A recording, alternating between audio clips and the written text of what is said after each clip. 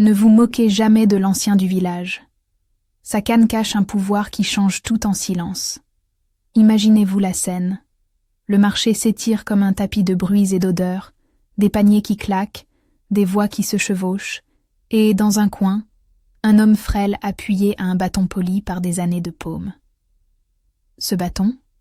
Rien d'extraordinaire à première vue. Bois sombre, poignée lisse. Mais si vous regardez bien, il a le regard d'un juge muet, et le village, lui, a appris à ne pas ricaner devant ce silence-là. Boum! Vous entendez? C'est le petit tambour du destin qui bat, sans tambour ni trompette. Au marché, tout le monde connaît Naya et Zara. 2 sœurs, même naissance, 2 routes. Naya porte des habits rafistolés qui sentent la lessive à la cendre et le soleil du matin. Son sourire? Un sourire qui donne des miettes de chaleur, même aux passants pressés. Zara, elle, aime les plis nets, les couleurs vives, les bijoux qui font waouh quand elle tourne la tête. Elle a le regard fiévreux de celle qui compte déjà les pièces avant de les toucher. Elle vend quelques fruits, file un peu de fil, écoute les clients. Mais leurs gestes sont différents. Naya offre sans compter. Zara calcule, sans cacher son mépris. Mamam Mado, leur mère, tout saute en les regardant partir. Elle a des mains larges qui racontent les saisons et une voix qui n'en fait pas trop. « Allez, mes filles, trouvez du travail au village voisin, » dit-elle. Pas de larmes grandiloquentes, juste une bouche qui se ferme et des yeux qui espèrent.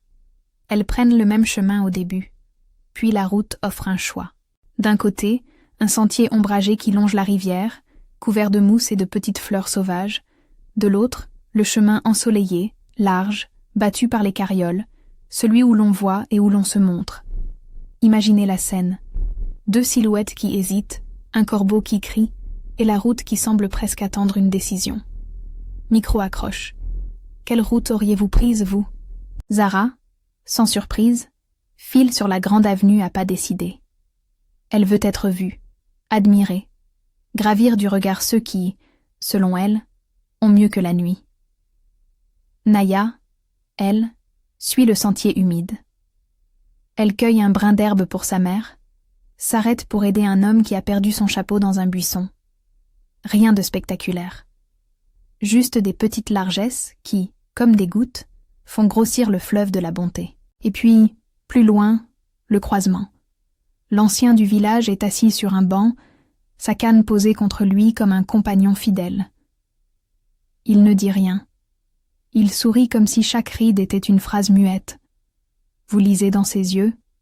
Non? Tant mieux. Il garde ses secrets. L'histoire dit qu'il accueille ceux qui passent. Mais il n'est pas un hôte comme les autres. Il pose la canne entre eux, fait un geste discret, et vous sentez que le quotidien peut se refaire. Il tend une main à Naya, lui offre un bol de bouillie et une couverture tissée. À Zara, il propose une chambre, une table où chaque plat semble plus brillant que le précédent. Mais attention, chez lui, chaque geste compte. Un service rendu, un regard, une seconde d'indifférence. Tout pèse. Naya mangera et partagera, Zara trônera et méprisera. Le vieux homme observe, pose sa canne dans un coin, mais c'est comme s'il laissait parler l'air autour. Pam. Vous sentez cette petite tension qui se forme? Les jours passent en petites scènes. Le matin, Naya balaie la cour, cire les ustensiles, coupe des légumes et donne la meilleure part à un voisin affamé. Elle rit peu, mais son rire, quand il sort, est contagieux. Zara se regarde dans un miroir et se coiffe avec des gestes précis. Elle refait le monde en ordre. Bijoux en place, jupe repassée, couvre-chef droit. Quand un gamin mendie, Naya lui donne un morceau de pain. Zara fait la moue et lui offre un soupir. Une fois, Naya répare la jarre d'une voisine en fermant une fissure avec patience. La voisine la bénit d'un clin d'œil. Une autre fois, Zara va au marché, insulte sans le dire, regarde et compte. Ces séquences semblent banales, mais elles tissent une tension qui monte, douce et inexorable. Un jour, la fortune, toujours coquine, se faufile dans la maison de l'ancien. Un outil mal rangé, un coffre mal fermé, et voilà qu'un éclat, presque timide, miroite entre deux paquets. C'était une petite pierre, pas plus grosse qu'un œuf de pigeon, mais elle brillait comme un soleil coincé. Naya la voit la première, la prend dans sa paume, la regarde. Dans ses yeux se lit la décision, la rendre. Elle sait que rien de bon ne vient à ceux qui cachent la lumière. Elle monte les escaliers et tend la pierre à l'ancien, comme on rend un secret mal gardé. Il la prend, ses doigts sont comme des cartes froissées. Il ne dit rien, seulement un hochement, et sa canne émet ce petit bruit de bois contre bois, si discret qu'il ressemble à un battement de cœur. Zara, elle, découvre la même pierre un peu plus tard, quand Naya est sortie. Son regard change. Il prend la forme d'une bourse qui se gonfle. Elle glisse la pierre dans sa poche, puis chez elle, dans un écrin. Elle l'admire. Elle l'imagine transformée en bijou, en reconnaissance, en passerelle vers le village qui compte. Le soir, elle rit toute seule, comme celui qui a trouvé la clé d'une porte fermée. Mais sous son rire se cache un petit bruit métallique, la conscience qui grince, micro-accroche. Se pourrait-il que la canne ait entendu, sans mot dire, cette petite trahison? Le retour au village est annoncé comme une fête. Mamam Mado et les voisins viennent au-devant. On ouvre des sacs, on montre les offrandes, on raconte les voyages. L'ancien propose qu'on présente ce que chacun a reçu. Un bon moyen de savoir qui a trouvé du pain et qui a semé du vent, murmure-t-on. Naya, simple comme une aube, porte son sac. Zara, parée, passe la main sur ses bijoux retrouvés, prête à étaler sa trouvaille. Mais juste avant la cérémonie, l'ancien pose sa canne à terre. Personne n'y prête attention, sauf ceux qui savent lire le silence. Les enfants qui jouent, et peut-être vous, là, qui suivez l'histoire. Le bâton reste là, tranquille. Comme une clé oubliée, il attend. L'ouverture des sacs commence. On retire du riz, des herbes, un petit porc noir. Tout le menu du retour. Le village applaudit. Puis vient le tour de Naya. Elle ouvre son panier et, au lieu de trouver un objet qui ferait frémir le regard, il pleut sur elle une pluie de petites choses brillantes. Waouh! Des cailloux ordinaires? Non. Chaque goutte qui tombe résonne comme une promesse. Un éclat qui tourne, scintille, devient pierre. Les spectateurs murmurent. Les enfants courent pour ramasser. Naya, les yeux grands, ne comprend pas tout de suite. Elle pense d'abord que c'est le hasard. Mais quand ces éclats tiennent dans la main, quand ils pèsent comme des vérités, le village hurle de surprise. La générosité tranquille a pris la forme d'une pluie, mais sans fanfare. Tout est silencieux et puissant. La canne a fait son œuvre, discrète. Puis vient Zara. Elle ouvre son coffre, prête au triomphe. Elle brandit ses bijoux, montre son trésor. Au début, on rit, on applaudit le clinquant. Et puis, soudain, les bijoux ne sont plus ce qu'ils étaient. Les perles perdent leur rondeur. Les petites chaînes vibrent, se tordent et se transforment, comme si elles avaient pris la fuite.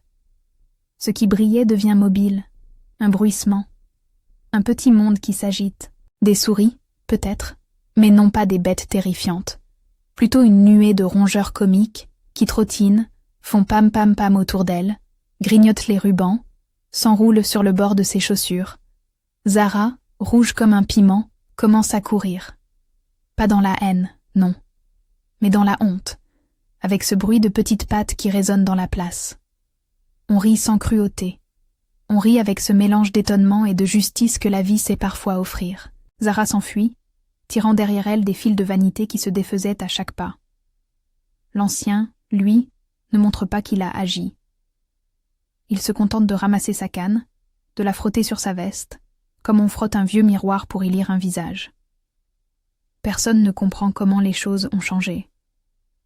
La morale, pourtant, est nette. Les gens se retournent vers Naya. Ils voient une jeune femme qui a rendu, qui a partagé, qui n'a pas crié à la grandeur. Ils la prennent dans leurs bras, l'installent sous l'arbre du marché, lui offrent une petite maison, du travail qui la respecte. Sa vie ne devient pas un conte de richesse étourdissant. Non. Elle reçoit juste ce qui rend la vie douce. Reconnaissance, sécurité, la possibilité d'aider davantage Mamam Mado. Les pierres brillantes, elles servent à réparer, à payer des traits utiles, pas à clamer une supériorité. Justice subtile. Zara, de son côté, apprend la leçon à sa façon. Elle court, elle pleure, mais pas d'un spectacle dramatique, plutôt d'un réveil. Elle trouve refuge chez une cousine, lave et recoue ses habits, reprend des petits boulots humiliants au début, puis, lentement, apprend la valeur d'un pain partagé. Le village, bien qu'ayant ri d'elle, n'est pas cruel. On lui tourne le dos, mais on lui tend parfois une main, à la manière d'une égratignure qui veut se guérir. La fable se garde de l'anéantir. Elle veut seulement que l'orgueil sente le poids de ses actes. Et la canne, elle reste ce mystère posé dans le coin de la mémoire villageoise. On raconte après, autour des feux, que la canne n'a jamais jugé pour la forme. Elle ne voulait pas punir pour le plaisir. Elle agissait comme un miroir muet.